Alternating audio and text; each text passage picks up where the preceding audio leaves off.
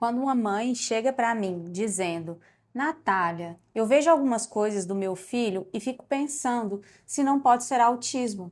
A primeira coisa que eu preciso que você entenda é que o nível 1 de suporte justamente é aquele que passa despercebido por anos. Não porque a criança não tenha sinais, mas porque ela aprende a se virar. Ela vai se adaptando ao mundo, vai copiando o comportamento dos outros, dos colegas, vai ficando adequado para quem olha de fora. Porque dentro é tudo muito mais difícil do que parece.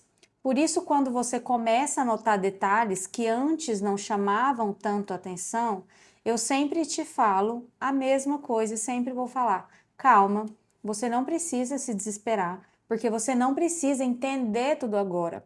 O fato de você estar percebendo já é um grande sinal de cuidado e é um pedido seu por respostas. E é um convite também para você olhar para o comportamento do seu filho, para a gente olhar para ele com mais profundidade. A partir daqui, a gente precisa conversar sobre o que são esses sinais. Mas antes, eu quero me apresentar para você. Meu nome é Natália Guimarães, eu sou psicóloga, estudante de neuropsicologia e hoje a gente vai falar sobre esse tema, autismo nível 1, que muitas vezes passa despercebido sobre nossos olhos por terem sinais muito sutis. Primeiro, os sinais, eles não são sentenças, eles são pistas. Eles te ajudam a construir um quadro, uma compreensão mais ampla. No autismo nível 1, essas pistas geralmente aparecem na interação social, na comunicação e no comportamento repetitivo ou sensorial. Então vamos organizar isso por partes. Existem crianças que têm uma fala aparentemente boa, mas não conseguem sustentar um diálogo natural. Então elas respondem, mas não se aprofundam, falam, mas não criam uma troca espontânea. Às vezes parece que é uma conversa meio travada, meio mecânica, ou que só flui quando o assunto é aquele tema que ele ama, que ele sabe tudo. E isso pode ser um sinal. Tem também a questão social. No nível 1, as crianças interagem, mas não de forma intuitiva. Ela observa os colegas, ela tenta imitar, mas não entende as nuances, não interpretam tão bem as expressões faciais, não percebem quando a outra criança está desconfortável ou quando a brincadeira mudou. Muitas vezes ela gosta de brincar junto, mas ela prefere brincar ao lado, porque isso dá mais segurança. Porque assim ela não precisa lidar com a imprevisibilidade do outro.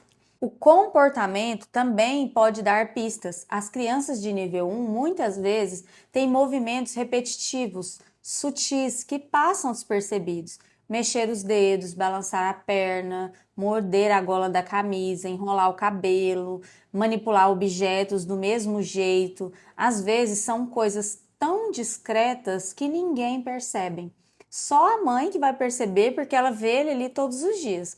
Então tem também a questão sensorial. Às vezes a criança não suporta barulho, não gosta de sujeira, se irrita com certas texturas, não tolera toques inesperados ou o contrário, busca por estímulos o tempo todo. Ela pula, ela corre, ela se joga, se balança. Não é porque ela é mal criada, mas porque o corpo dela está tentando encontrar um equilíbrio.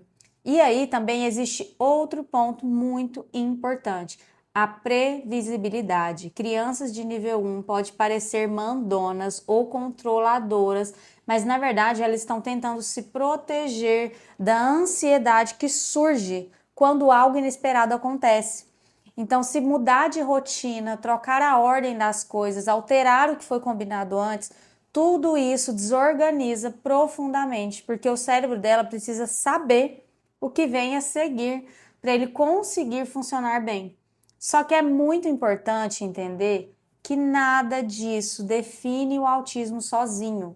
A gente sempre olha o conjunto, sempre. E é por isso que a sua percepção é tão valiosa, porque é você que vê como ele reage em casa, como ele brinca, como ele lida com a frustração, como responde quando algo muda, como se comunica quando está confortável ou quando está cansado.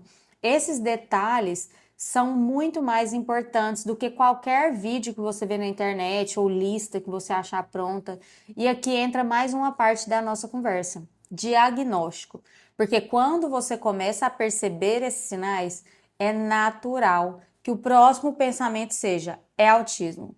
Mas a gente só confirma isso com avaliação qualificada. E no nível 1, especialmente, essa avaliação precisa ter muito cuidado, porque muitas crianças, adultos mascaram os sinais e compensam essas dificuldades que passam por anos sofrendo por dentro sem que ninguém perceba. Eu quero que você se lembre de uma coisa: se for autismo, não muda nada no amor que você sente pelo seu filho.